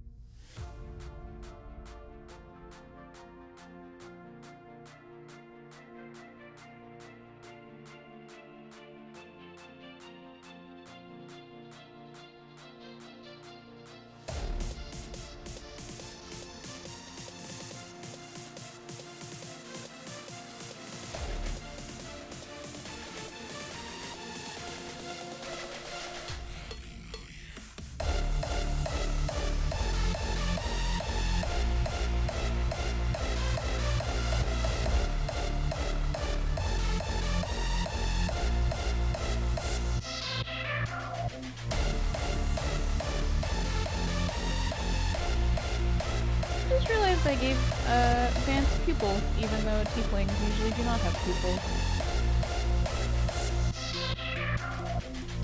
Tieflings usually have solid eyes. Which is, of course, not a requirement, but...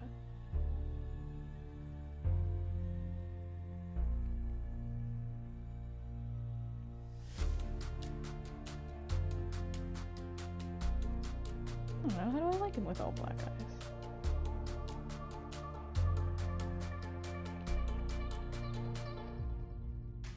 It's kind of fun. I'm gonna put it on another. Excuse me, I'm going to put it on another layer, and then I can decide later.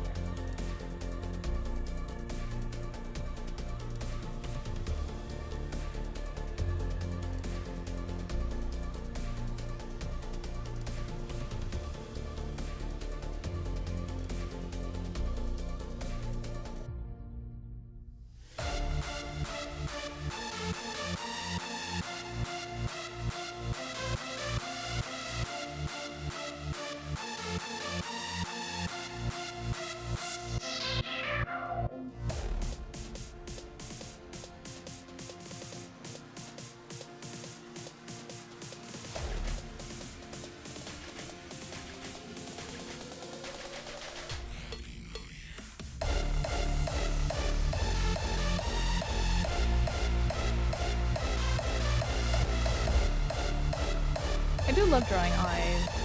Eyes and hair, probably my favorite thing. And noses? I really like noses.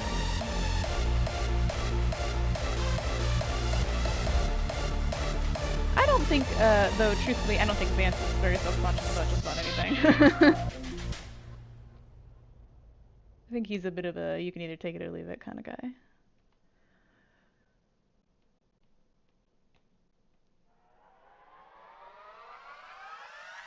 As usual, drawing on the wrong layer. The artist is special.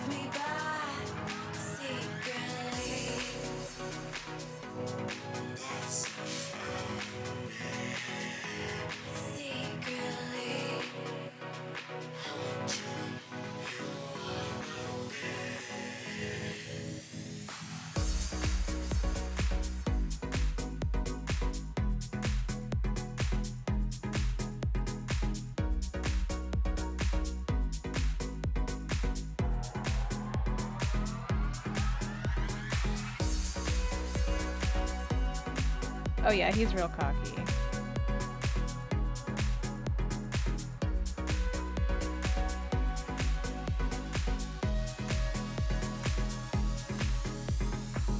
I was kind of trying to think about how old I wanted him to be. Tieflings average about 90 to 150.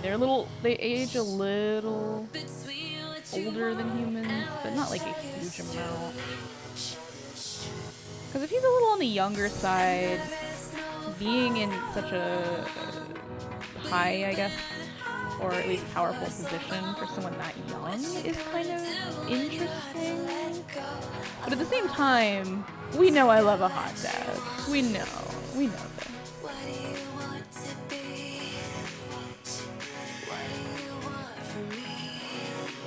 And not that he is a dad, but we know my side.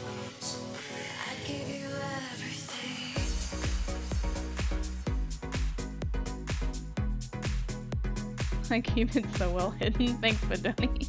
Just drag me harder.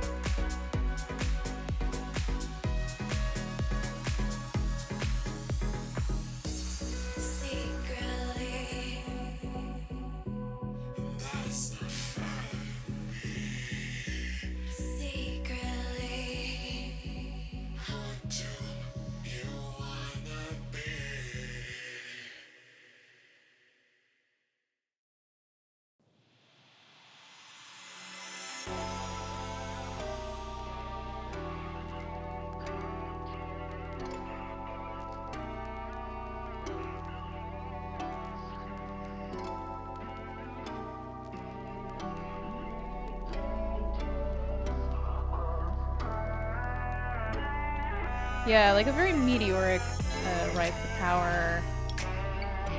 Could be a pretty interesting. I mean, who knows? Maybe he took over from someone else. Maybe he was like, hey, get fucked. Had a showdown with like somebody older, took over.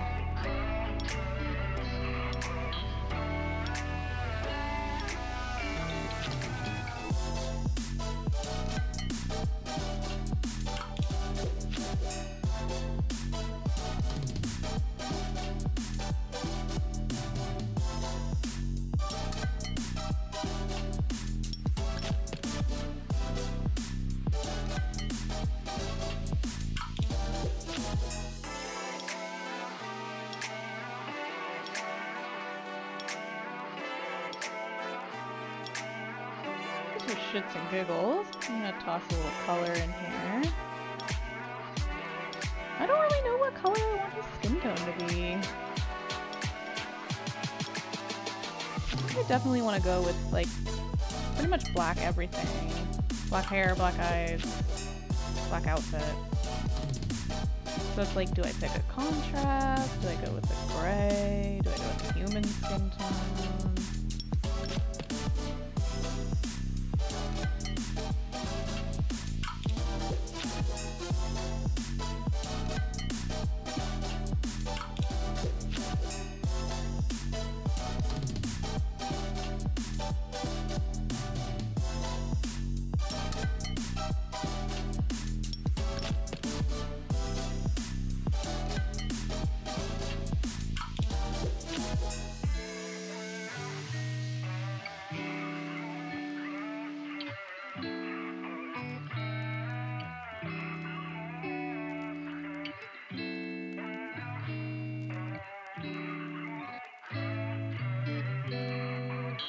Colorless is in like gray?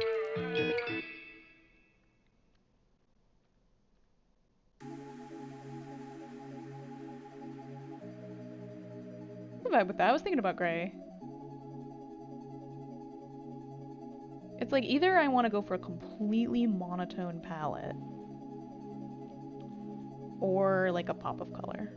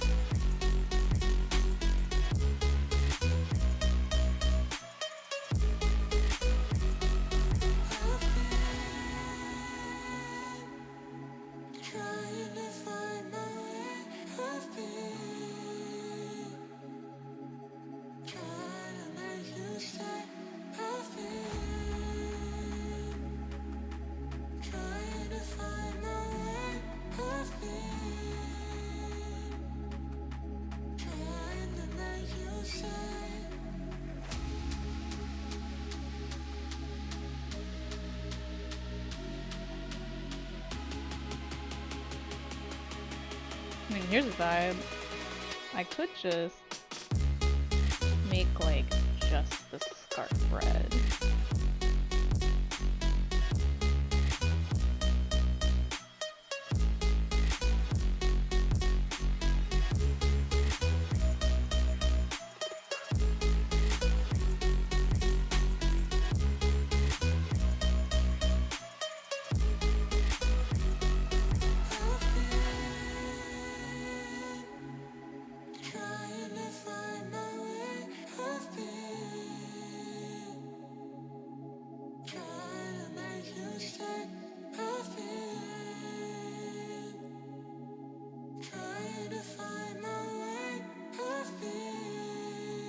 Probably throw a couple like kind of brown blacks in there just to kind of vary up that black tone. But I'm not hating that.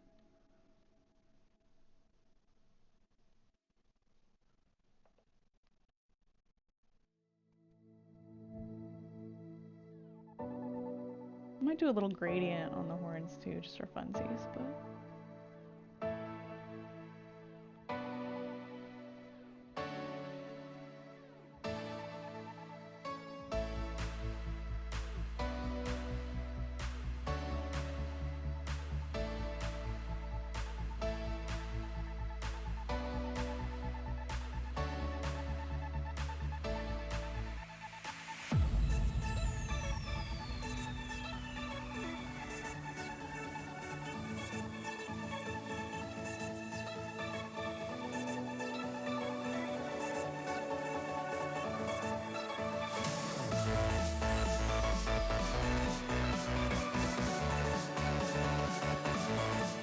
Yeah, maybe. I don't know. I gotta figure out if it has meaning. I gotta think about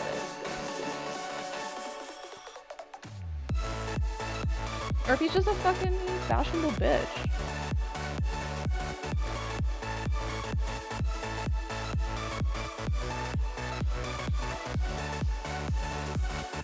I do also kind of like, I'm thinking about this right this second, we have already spoken a little bit about 1920s Hollywood, which of course is a little early for color TV, but a lot of cowboy movies were filmed in black and white.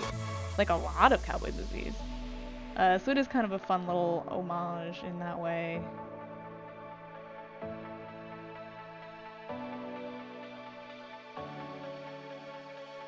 Ooh, slit throat, that's fun.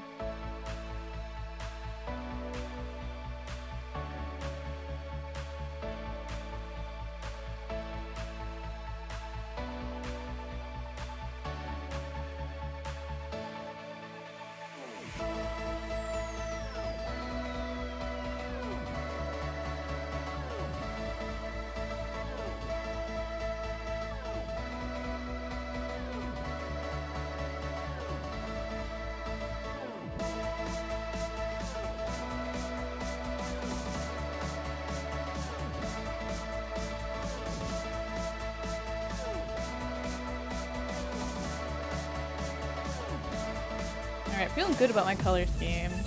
I'll have to go back in and kind of differentiate a lot of those blacks, get a lot of kind of contrast. But that's totally doable.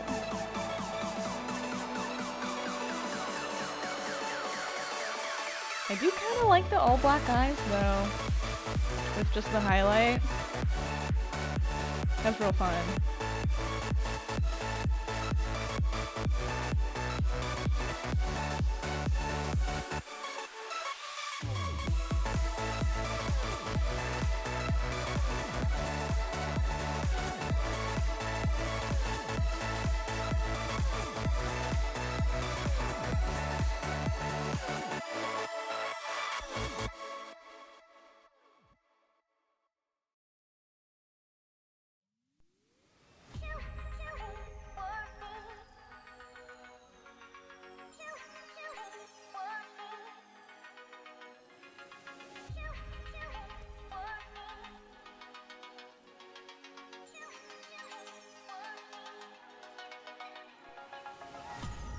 That'll be a one tail for me, I think. I just had a couple of other ones for like sketches.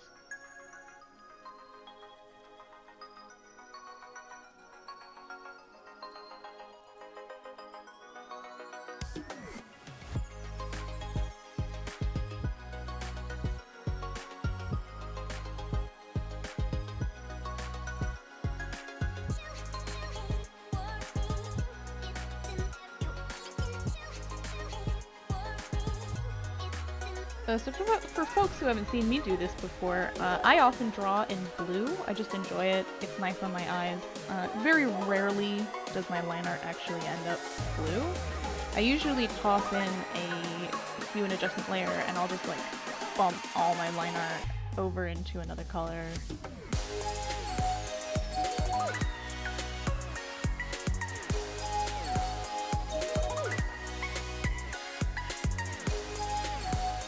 Which, here I am not knowing where things are because I only started using this program pretty recently.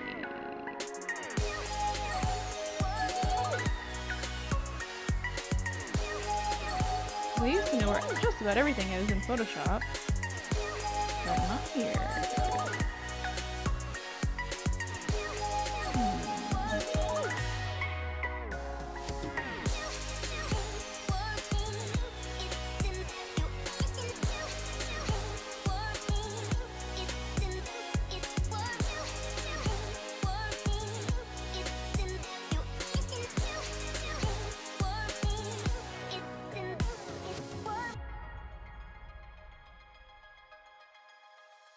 Oh, correction layer, haha, that's what I was looking for. So then I can pretty much drag this over into anything I want, although red is very fun. They usually just go brown. It blends in pretty well.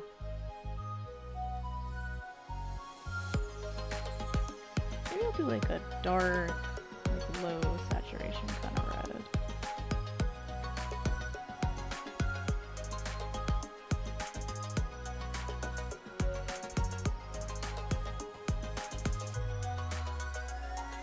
Although the cool tone is really nice.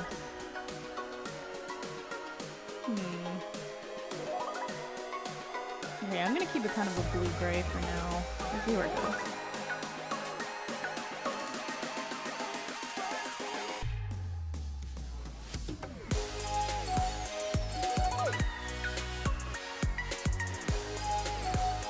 Yeah, about same. I'm actually, you know what? It just hit 2 a.m.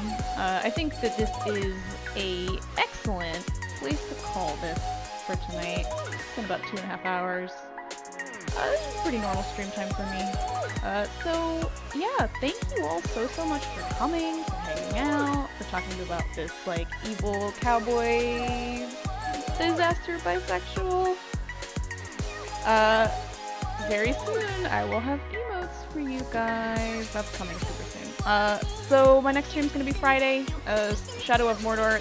That is going to be a regular thing. So every Friday at 9 I'm going to be playing Shadow of Mordor in order, basically. I don't play without you guys, so. And other than that, I'll probably do some more drawing streams, some more crafting streams, that kind of stuff. We'll see how it goes. Yeah. Thank you all.